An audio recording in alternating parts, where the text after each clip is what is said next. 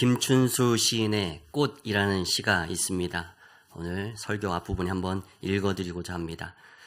내가 그의 이름을 불러주기 전에는 그는 다만 하나의 몸짓에 지나지 않았다. 내가 그의 이름을 불러주었을 때 그는 나에게로 와서 꽃이 되었다. 내가 그의 이름을 불러준 것처럼 나의 이 빛깔과 향기에 알맞은 누가 나의 이름을 불러다오. 그에게로 가서 나도 그의 꽃이 되고 싶다. 우리들은 모두 무엇이 되고 싶다. 너는 나에게, 나는 너에게 잊혀지지 않는 하나의 눈짓이 되고 싶다. 이름은 정체성을 담고 있습니다. 한 꽃을 향하여서 그것이 장미라고 불려지는 순간 그 꽃이 가지고 있는 색깔과 향기가 장미로 규정됩니다. 수많은 아름다운 것들이 있지만 그것에서 이름 붙여질 때 장미로서의 자신만의 독특성이 생겨나게 되는 것입니다. 하나의 몸짓에 불과했던 보편성이 이제는 장미라는 독특한 그 꽃의 의미를 지니게 되는 것입니다. 그렇게 우리는 서로의 이름을 부르며 서로에게 독특한 의미를 갖게 되는 그러한 관계를 맺게 됩니다. 사람에겐 이름이 있죠. 부부가 결혼해서 아이를 임신하게 되면 그 아이가 태중에 있지만 그에게 이름을 붙여주게 됩니다. 그게 태명이라고 하죠. 꼬무라 아니면 사랑아 기쁨아 이런 태명을 붙여줍니다. 이 임시적인 이름입니다. 그러면서 태중에 있을 때부터 고민이 시작되는 거죠. 이 아이가 태어나면 이름을 뭐라고 붙여줄 것인가?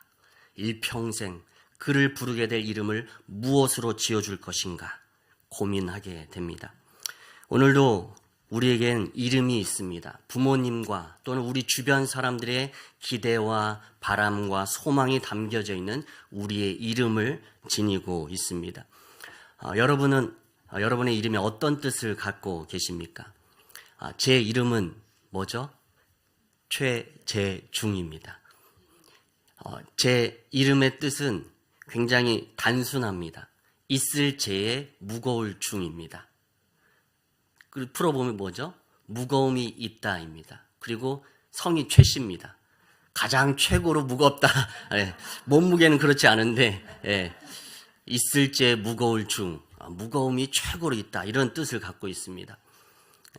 아버지가 진중한 사람이 되길 원하는 마음을 담아서 재중이라고 지었다 이렇게 말씀하셨습니다.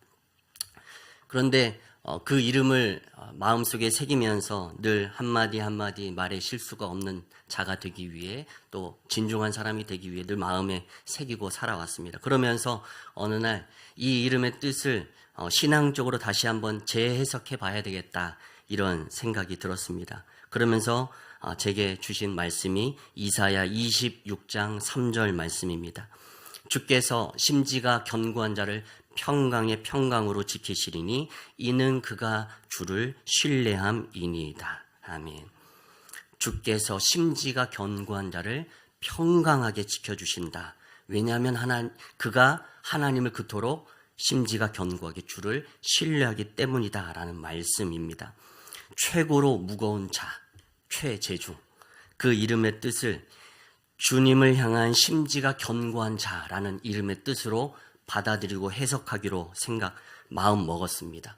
변함없이 어떠한 상황 속에서도 주님을 향한 그 심지가 견고한 자, 그러한 자가 내가 되어야 되겠다. 이 이사야 26장 3절 말씀을 통해 저의 인생을 향한 하나님의 말씀으로 이사야 26장 3절을 삼았습니다. 이 세상에 여러 가지 이름들이 있는데 그 중에 재미있는 이름도 있습니다. 목소리가 안 좋아서 죄송합니다. 한 주 중에 감기가 걸려서. 여러 가지 이름들, 재미있는 이름들이 있는데 한 병원에서 간호사가 환자를 호명합니다. 라보키님. 대기하던 사람들이 모두 라볶이를 떠올려서 웃음을 참고 있었습니다. 라보키님 했는데 분식집 라볶이가 생각난 겁니다. 그때 간호사가 다음 환자를 호명합니다. 김마리님. 김말희인데 듣기는 떡볶이 찍어 먹는 김말이가 생각납니다. 다 이 웃음을 참고 있었죠. 안씨성을 가진 분들은 이름 짓기가 참 어렵다고 합니다. 이름을 지었는데 잘 지어도 그 앞에 성이 안씨라 부정의 의미로 받아들여진다는 겁니다. 은혜, 믿음, 기쁨 이런 이름을 지었는데 안 믿음, 안 은혜, 안 기쁨 이렇게 되니까 성하고 같이 부르니까 이게 완전히 내가 원하는 그 뜻이 아니라 반대 이름이 되니까 이 안씨성을 가지신 분들은 이름을 지키기가 참 어렵다고 합니다. 이제 제 대학 때 선배 중에 안씨성을 가진 선배가 있었는데 그래도 이 이름 조금 낫습니다. 안후진. 후지지 않다라는 의미에 받아들여지지 않습니까? 그래서 안후진이라는 선배 이름이 지금도 기억이 나는데 마지막으로 이제 이름에 대한 설교라서 이제 우스갯소리를 하는 겁니다. 마지막으로 이제 상호에 관련된 하나의 일화인데 한 성도님이 굼벵이 사업을 시작하면서 목사님께 이름을 지어달라고 오셨습니다. 이제 굼벵이가 몸에 좋잖아요. 혈당 조절에도 좋고 또 많은 영양분이 있어서 보양식으로 이렇게 먹는다고 합니다. 근데 상호명을 지어달라고 합니다. 굼벵이 사업 뭘로 할까? 그때 떠오른 이름이 달리다 굼이었습니다. 굼벵인데 힘을 얻어서 걷지 못하던 자가 뛰게 된다 이런 뜻을 담아서 달리다 굼. 우리는 일평생 다른 사람에게 나의 이름으로 불리우고 또 죽은 이후에는 그 이름으로 우리가 일평생 기억되게 됩니다. 우리 죽은 이후에도 우리의 이름은 사람들에게 기억되겠죠. 그래서 호사유피 인사유명이라는 말이 있죠. 호랑이는 죽어서 가죽을 남기고 사람은 죽어서 이름을 남긴다. 오늘도 우리의 이름이 하나님을 기쁘시게 하는 이름, 또 많은 사람들에게 덕을 끼치고 복을 끼치는 그런 이름 되기를 간절히 소망합니다. 오늘 우리 두 개 본문을 읽었습니다. 우리가 읽은 창세기 11장 또 창세기 12장은 인류의 역사의 흐름을 가르는 두 가지 인생의 모델을 보여줍니다. 먼저 하나는 11장에 나오는 시날 평지에서 자신들이 쌓는 탑이 하늘 끝까지 닿게 하겠다면서 쌓아 올렸던 바벨의 길이고 또 다른 하나는 갈대아 우르에서 한 사람을 불러내어서 미지의 땅으로 가게 하신 아브라함의 길입니다. 오늘도 이 말씀을 통해서 우리의 삶의 방향을 점검하는 시간 되길 간절히 소망합니다. 먼저 창세기 11장입니다. 노아의 홍수 이후 다시금 인간이 온 땅 가운데 생육하고 번성하여 땅에 충만해집니다. 온 사람들이 땅에 퍼져가는 것입니다. 창세기 10장이 바로 그 노아의 후손들의 족보 그리고 그들이 온 땅에 어떻게 흩어지고 퍼져갔는지를 설명해 주는 것이 바로 창세기 10장의 내용입니다. 그렇게 노아의 세 아들 셈과 함과 야벳 그의 후손들이 온 땅으로 퍼져가는데 오늘 이제 11장에 이르러서 성경의 시선은 한 장소 시날 평지에 그 시선이 머무르게 됩니다. 오늘 창세기 11장 2절 말씀입니다. 우리 같이 한번 읽어보겠습니다. 함께 읽습니다. 이에 그들이 동방으로 옮기다가 아멘. 사람들이 번성하여서 점점 그들이 삶의 자리를 옮겨가다가 더 이상 옮겨가지 않고 이제 시날 평지에 거류, 머무르게 됩니다. 그리고 그곳에 도시를 이루게 되는 것입니다. 이곳은 티그리스강, 유프라테스강이 흐르는 그 메소포타미아 지역이 바로 이 시날 평지의 장소입니다. 이 메소포타미아 지역은 고대 문명의 발상지이죠. 물이 풍부하고 또 시날 평지라고 말했듯 평평한 땅이라서 사람들이 그곳을 좋아했고 또 많은 사람들이 모여서 일찍이 살게 된 것입니다. 오늘 사람들이 그 시날 평지에 머물게 됩니다. 사람들이 동방으로 옮겨가다가 이 시날 평지에 머물렀다라고 말합니다. 오늘 여기에서 이제 동방이라고 말할 때 이 동방이라고 번역된 단어는 히브리어로 케뎀이라는 단어입니다. 케뎀. 동방으로 옮기다가 시날 평지를 만났다 했을 때 동방은 케뎀입니다. 그런데 이 케뎀은 단순히 지리적 의미의 이 동쪽만을 의미하는 것이 아닙니다. 여기서 동쪽을 의미하는, 동방을 의미하는 이 케뎀이라는 단어는 에덴의 동쪽을 일컬을 때 쓰는 단어가 이 케뎀이라는 단어입니다. 그래서 창세기 3장 24절에 보면 이렇게 말합니다. 이같이 하나님이 그 사람들을 쫓아내시고 에덴 동산 동쪽에 그룹들과 두루 도는 불칼을 두어 생명나무의 길을 지키게 하시니라. 아멘. 지금 에덴 동산 동쪽 할 때 이 동쪽이 케뎀입니다. 에덴의 동쪽은 아담이 범죄 이후에 쫓겨난 곳이 바로 에덴의 동쪽입니다. 하나님은 그 동쪽에 그룹들과 천사들과 두루 도는 불칼을 두어서 에덴으로 들어오지 못하도록 그곳을 지키게 하셨다 말씀합니다. 그래서 이 에덴의 동쪽은 하나님이 계신 에덴으로 가는 문이 있는 장소로 상징적으로 의미하고 있습니다. 그래서 오늘 2절에 사람들이 점점 에덴의 동쪽으로 옮겨가다가 시날 평지를 만났고 그곳에 머무르면서 도시를 지었다라고 기록하고 있는 것입니다. 그냥 단순히 동쪽이 아니라 에덴의 동쪽이라는 의미, 이 케덴이 지금 쓰여졌기 때문입니다. 여기 이제 하나의 영적인 메시지가 담겨져 있는데 그것은 하나님이 계신 이 에덴으로부터 동방으로, 동쪽으로, 에덴의 동쪽으로 점점 멀어지다가 도시를 만들고 바벨탑을 쌓게 되었다라는 것입니다. 에덴의 동쪽, 점점 동방으로 옮겨가다가 이것은 그냥 동쪽, 오른쪽으로 이동했다라는 것이 아니라 하나님이 계신 이 에덴으로부터, 하나님이 계신 곳으로부터 그들의 마음이 점점 멀어졌다라는 것을 영적으로는 의미한다라는 것입니다. 하나님으로부터 우리가 멀어지게 되면 우리 안에는 점점 하나님과 멀어지게 될 때 악이 싹트게 되는 것입니다. 하나님 없이도 난 잘 살 수 있어 생각하면서 하나님 중심이 아니라 내 중심으로 살아가게 되는 것이 하나님에게서 멀어진 악인들의, 사람들의 모습이라는 사실입니다. 오늘도 이 시날 평지에 쌓아진 바벨탑은 그렇게 하나님으로부터 동방으로 멀어진 인간이 쌓은 교만의 탑이었습니다. 점점 동방으로 옮기다가 시날 평지에 머물며 도시를 건설하는데 그 도시를 건설하는데 앞장선 사람은 누구인가? 가나안의 아비 함의 후손이라고 창세기는 말합니다. 그 장면은 창세기 10장을 봐야 발견할 수 있는데요. 창세기 10장 8절에서 10절 말씀입니다. 우리 같이 한번 창세기 10장 8절에서 10절 말씀 같이 한번 읽겠습니다. 시작. 구스가 또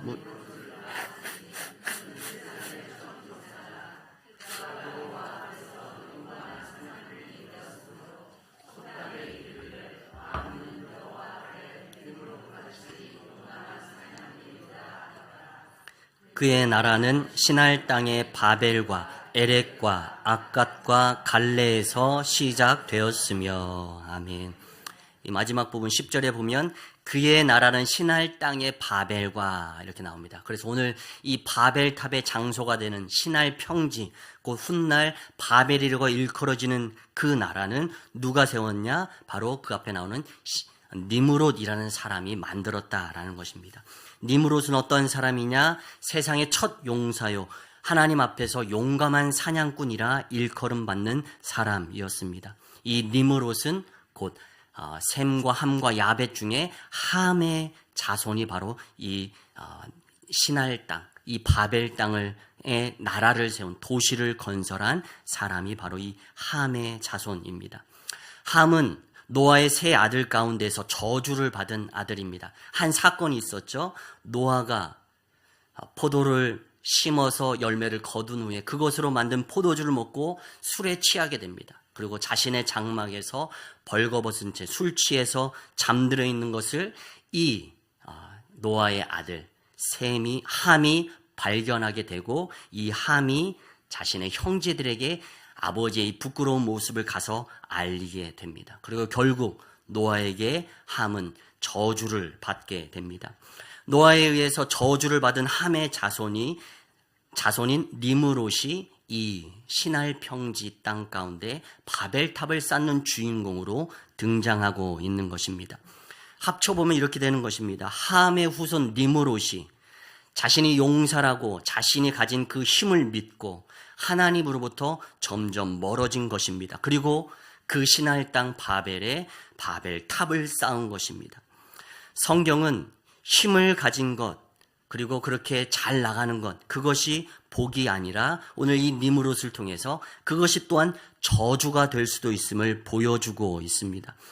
우리는 흔히 힘을 가지고 지혜를 얻는 것이 하나님께 내가 받는 복이다라고 생각합니다. 그런데 그렇게 잘 돼서 좋은 학교 진학하고 좋은 직장 입사하고 또한 사업 잘 되어서 그 결과로 하나님으로부터 멀어져 버린다면 그것은 복이 아니라는 것입니다. 그것이 바로 성경이 말하는 복의 개념입니다. 우리의 눈으로는 니므롯은 힘을 가진 사람이고 큰 도시를 건설한 사람이기에 칭찬받고 널리 이름이 퍼져야 될 복의 사람으로 일컬어져야 될 것 같지만 그를 성공한 사람으로 복의 사람으로 성경은 말하고 있지 않다는 사실입니다. 그는 악인이었고 하나님 편에서 교만하여 바벨탑을 쌓아간 하나님 앞에 죄인이라는 사실입니다. 오늘도 하나님 곁에서 멀어지면 악을 향해 달려갈 수밖에 없는 우리 연약한 인간임을 기억하고 오늘도 우리는 늘 그 하나님을 가까이 하는 인생 되길 간절히 소망합니다. 니므롯의 후손들이 바벨탑을 쌓으며 서로 나누는 이야기를 오늘 말씀 가운데 생동감 있게 묘사합니다. 오늘 3절입니다. 우리 같이 한번 3절 읽습니다. 서로 말하되 자 벽돌을 만들어 견고히 굽자 하고 이에 벽돌로 돌을 대신하며 역청으로 진흙을 대신하고. 아멘. 여기 이제 벽돌과 역청이 등장합니다. 바벨탑을 쌓는데 그 탑은 그냥 쌓아진 것이 아니라 고도로 발달한 인간의 문명과 기술로 그것이 쌓아졌음을 보여주고 있습니다. 그냥 자연석을 갖다가 탑을 쌓은 것이 아닙니다. 벽돌을 만들었습니다. 그리고 벽돌을 만들어서 그것을 그냥 햇빛에 말린 것도 아니고 높은 온도에 구워서 사용했습니다. 벽돌을 만들어 견고히 굽자 말합니다. 벽돌을 만들고 그것을 구워서 단단하게 하여서 그것으로 바벨탑을 쌓아가는 것입니다. 모양이 균일하고 단단한 벽돌이 바벨탑을 쌓는데 이용됩니다. 이렇게 될 때에야 높이 쌓을 수 있겠죠. 또 벽돌 사이에 그때 당시엔 진흙을 이겨서 그 안에 벽돌을 쌓을 수 있지만 바벨탑은 진흙이 아니라 역청을 사용했다라고 말하고 있습니다. 히브리어로 역청이라는 단어는 끓이다라는 단어에서 파생된 단어가 역청이라는 단어입니다. 이 역청이라는 단어를 70인 역에서 어떻게 번역하냐면 우리가 흔히 잘 아는 아스팔트로 번역합니다. 그때 당시에 이 메소포타미아 지역에 천연 아스팔트가 있었던 것입니다. 석유로 인한 부산물이죠. 이것이 아스팔트인데 메소포타미아 지역에 이 아스팔트가 있어요. 천연 아스팔트가 있었는데 그것을 가져다가 끓여서 그것을 더욱 끈끈하게 만들어서 점성 있게 만들어서 벽돌과 벽돌을 쌓는데 그 사이에 이 역청을 발랐던 것입니다. 사람들의 기술력이 발전되어서 이전에 없던 튼튼한 건물, 단단하게 구운 벽돌과 거기에 또 끈끈하게 점성 있는 이 역청을 발라서 더 높게 탑을 지을 수 있게 된 것입니다. 그러면서 11장 4절에 이렇게 말합니다. 우리 다시 한번 11장 4절 함께 읽습니다. 또 말하되 성읍과 탑을 건설하여 그 탑 꼭대기를 하늘에 닿게 하여 우리 이름을 내고 온 지면에 흩어짐을 면하자 하였더니. 아멘. 지금 바벨탑을 쌓는 목적을 두 가지로 말합니다. 먼저 첫 번째로 높은 탑을 만들어서 그 탑 꼭대기를 하늘에 닿게 하여 우리의 이름을 내자. 오늘 이 구절을 원어로 보면 이렇게 되어 있습니다. 우리를 위하여서 성읍과 탑을 쌓고 우리를 위하여서 한 이름을 만들자입니다. 우리를 위하여서 탑을 쌓고 우리를 위하여 한 이름을 만들자. 그들이 만든 높이 쌓은 그 탑과 성읍을 통해서 자신들의 위대한 이름이 온 세상 가운데 남겨지길 그들은 원했던 것입니다. 이 과거에 이 알렉산드리아의 필로라는 사람이 이때 당시에 글을 썼는데, 당시 바벨탑을 쌓던 그 벽돌에는 쌓는 사람의 이름이 새겨져 있었다라고 기록합니다. 무슨 말인가 하면 바벨탑을 쌓으면서 쌓는 사람의 자신의 이름을 그 벽돌에 새긴 것입니다. 이 높이 쌓은 이 위대한 건축물 속에 자신의 공로가 이 벽돌을 통해 후대에 남게 되는 것입니다. 높은 탑을 쌓아서 자신의 그 이름을 세상 가운데 남기는 것, 높이 드러내길 원하는 것, 그것이 바로 바벨탑을 쌓는 첫 번째 목적이었습니다. 그리고 두 번째 목적은 온 지면의 흩어짐을 면하는 것이었습니다. 앞에서 말했듯이 노아의 후손들이 생육하고 번성하여 땅에 충만해져 갔습니다. 온 땅에 충만해져 가기 위해서는 한 곳에 머물지 않고 계속해서 옮겨가고 흩어져야 합니다. 그런데 노아의 후손 가운데 이 바벨탑을 쌓던 니므롯의 후손들은 그렇게 옮겨가고 흩어지는 것을 거부하고 바벨탑 중심으로 흩어지지 않고 모여 살겠다라는 하나님의 뜻과 하나님의 그 명령을 반하여 살겠다라는 의도가 이 바벨탑 안에 담겨져 있다라는 것입니다. 오늘 이 창세기 11장 바벨탑은 바로 내가 중심이 되는 인본주의를 의미합니다. 높은 건물을 지어서 쌓아서 내 이름을 온 세상 가운데 드러내겠다, 또 많은 사람들에게 내 이름이 기억나게 하겠다, 이 자기중심적인 욕망을 갖고 살아가는 인본주의적인 우리의 인생의 모습을 빗대어서 표현하고 있는 것입니다. 내 인생의 주인은 바로 나야 라고 외치며 내가 쌓은 나의 업적으로 나의 존재의 가치를 증명하겠다라고 말하고 그 바벨탑을 쌓아가는 것이 바로 이 니므롯의 후손들입니다. 하나님은 그런 바벨탑을 무너뜨리십니다. 오늘 창세기 11장 9절 말씀에 이렇게 말씀하십니다. 그러므로 그 이름을 바벨이라 하니 이는 여호와께서 거기서 온 땅의 언어를 혼잡하게 하셨음이니라. 여호와께서 거기서 그들을 온 지면에 흩으셨더라. 아멘. 하나였던 언어를 이제는 혼잡하게 하시고 더 이상 도시를 높이 쌓지 못하도록 그들을 온 세상에 흩어버리십니다. 혼잡이라는 단어가 히브리어로 이제 발랄인데 거기서 파생된 바벨이라는 이름을 그리고 그곳에 붙이십니다. 오늘도 우리는 우리의 이름을 내기 위해서, 우리의 이름을 이 세상에 남기기 위해서 오늘도 우리만의 바벨탑을 쌓아가고 있는지 모르겠습니다. 그러나 하나님 없이 내 이름을 드러내고 남기고자 하는 우리의 시도는 결국 바벨탑이 무너지듯 혼란으로 끝났듯 우리의 인생도 그렇게 무너질 수밖에 없음을 이 바벨탑 사건을 통해 창세기 11장을 통해 하나님은 우리에게 경고하고 계신 것입니다. 오늘도 내 인생의 목적을 세우고 내가 원하는 삶을 살아감으로 내 이름을 이 세상에 남기고자 살아가고 있는 수많은 사람들에게 하나님이 이 바벨탑 사건을 통해 경고하십니다. 나 없이 하나님의 이름을 드러내는 것이 아니라 나의 이름을 드러내고자 할 때 하나님은 그 탑을 과감히 무너뜨리시는 줄 믿습니다. 세상에서뿐만 아니라 교회 안에서도 마찬가지입니다. 우리는 항상 조심해야 합니다. 내가 이만큼 했어 라고 자신을 드러내고 싶은, 자신의 이름을 드러내고 싶은 마음이 앞선다면 그것은 또한 우리가 우리의 생활 속에서 쌓고 있는 또 다른 바벨탑이라는 사실입니다.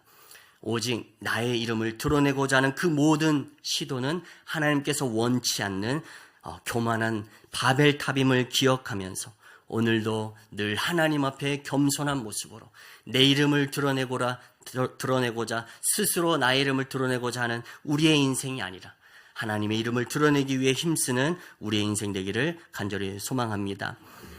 그래서 창세기 11장은 스스로 자신의 이름을 높이려 할 때 하나님이 그를 낮추시고 무너뜨리시는 모습을 바벨탑을 통해 보여주십니다.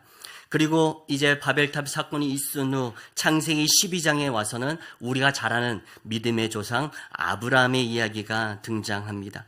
오늘 창세기 12장 2절 말씀입니다. 우리 같이 한번 읽겠습니다. 함께 읽습니다. 내가 너로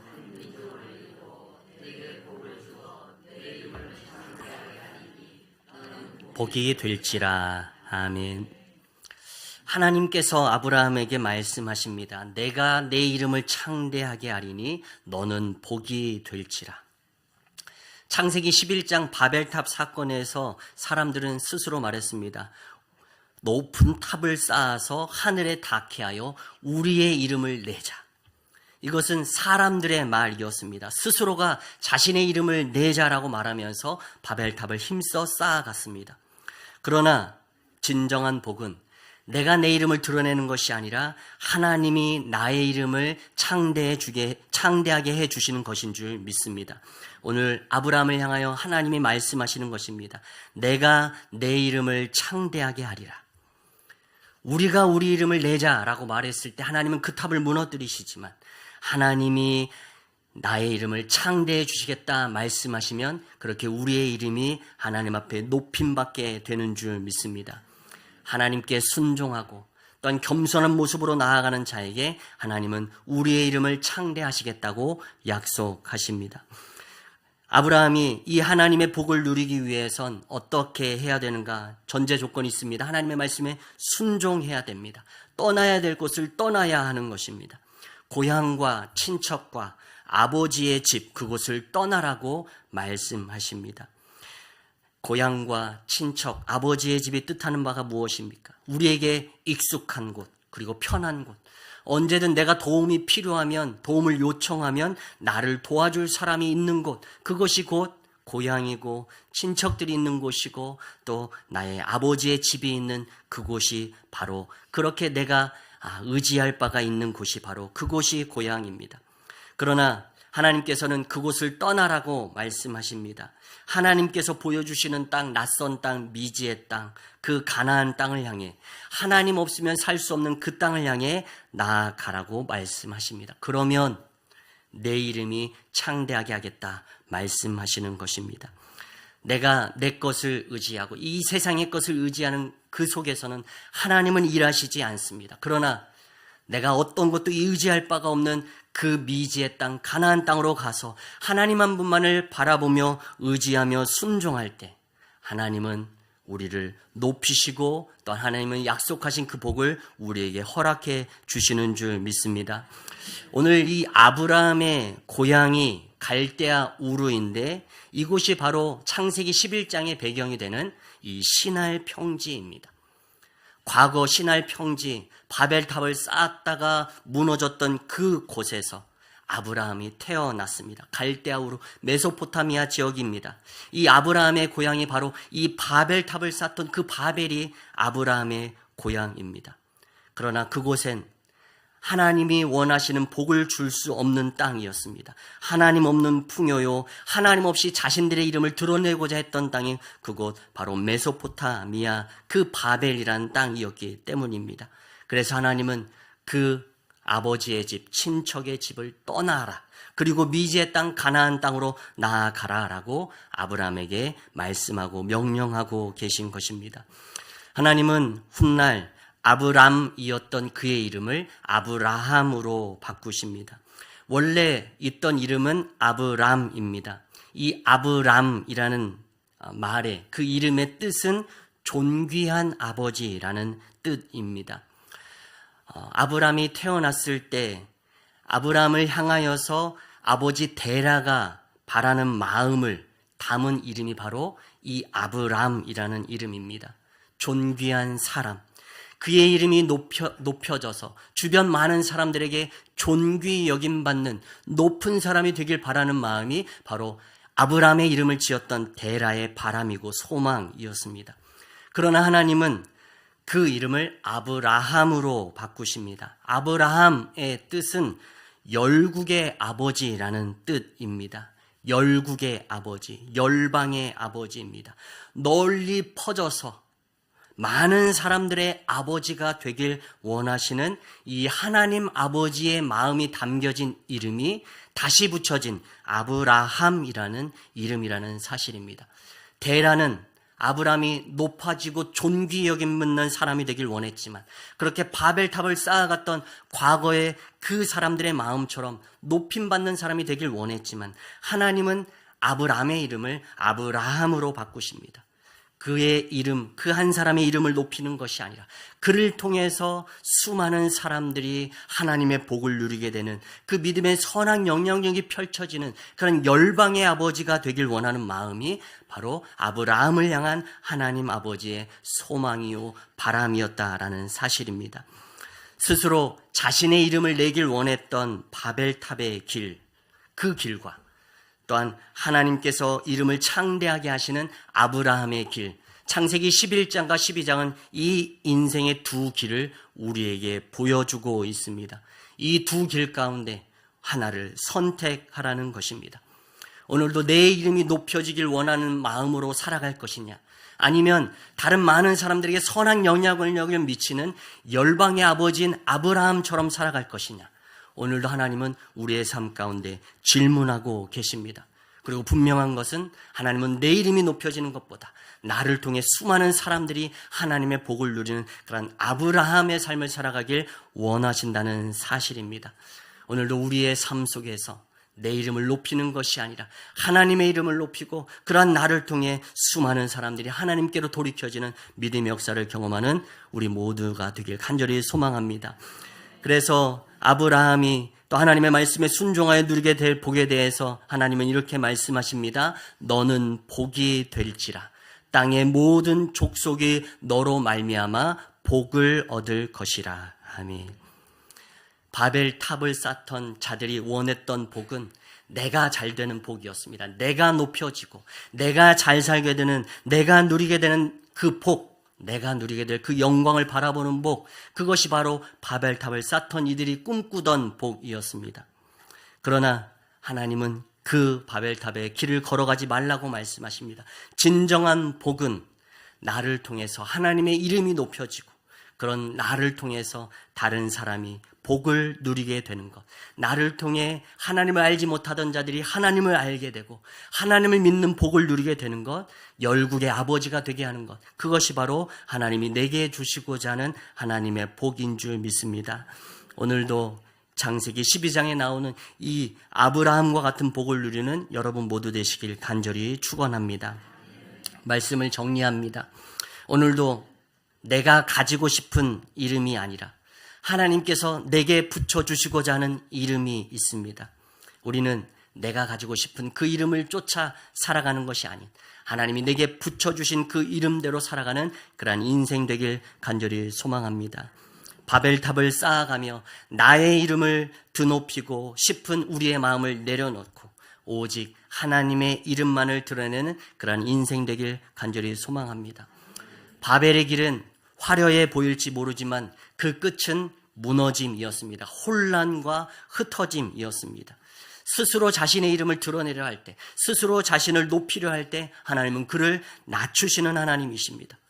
그러나 아브라함은 어떻습니까? 아브라함의 길은 가나안 땅, 한 번도 가본 적 없는 미지의 땅, 그 낯선 이방인의 땅에 가는 그 아브라함의 길은 불안해 보이고 좁아 보이지만 그 길의 끝은 영광과 존귀였습니다.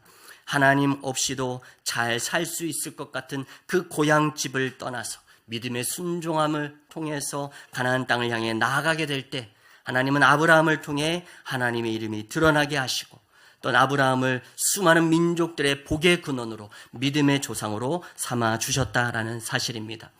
오늘도 우리에게는 그리스도인 그리고 성도라는 우리에게 붙여주신 하나님의 이름이 있습니다.